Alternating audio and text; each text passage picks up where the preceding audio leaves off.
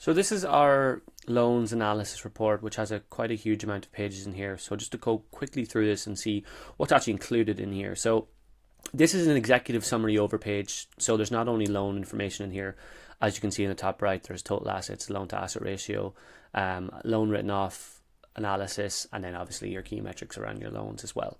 The way I like to set up reports is we have filters in here that we can view the data by. So we select 2025 instead.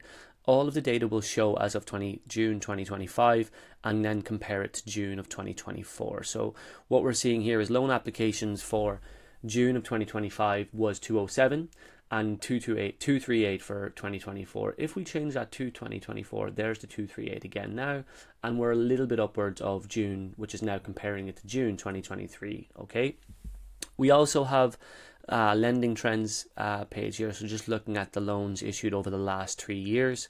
We have loans to be issued pipeline, which is actually a great page, which is important for liquidity. So looking at the loans that essentially are waiting to be issued within the last that have an application date of the last 90 days. So again, used a lot within your liquidity to know when people are going to draw down these loans and what's sitting there and waiting to be drawn down. Okay, we have a loan book overview.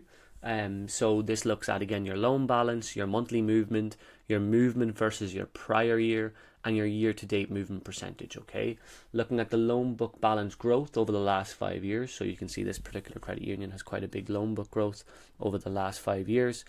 We can look at the monthly loan book growth by year here as well, dynamically, and anything that's in a green, highlighted in green, is going up. So you can see here, this is looking pretty good. Something that we can see we take advantage of a lot is information icons. So giving a little bit more information behind something that might help the user when they're using the report. We have the number of borrowers here. We have some more analysis on the loans issued.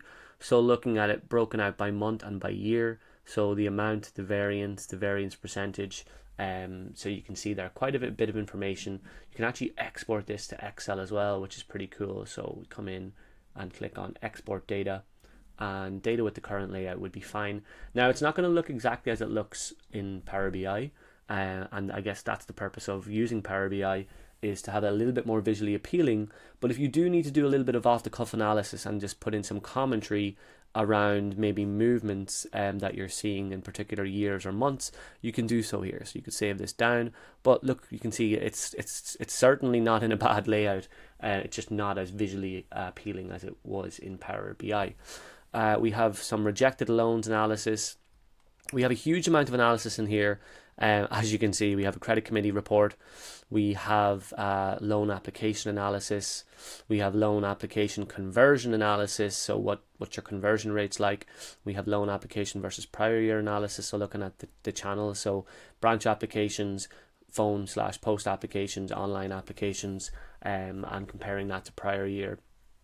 So yeah, a huge amount within the loans analysis report alone by itself. And you can see that there's a huge amount there to take advantage of.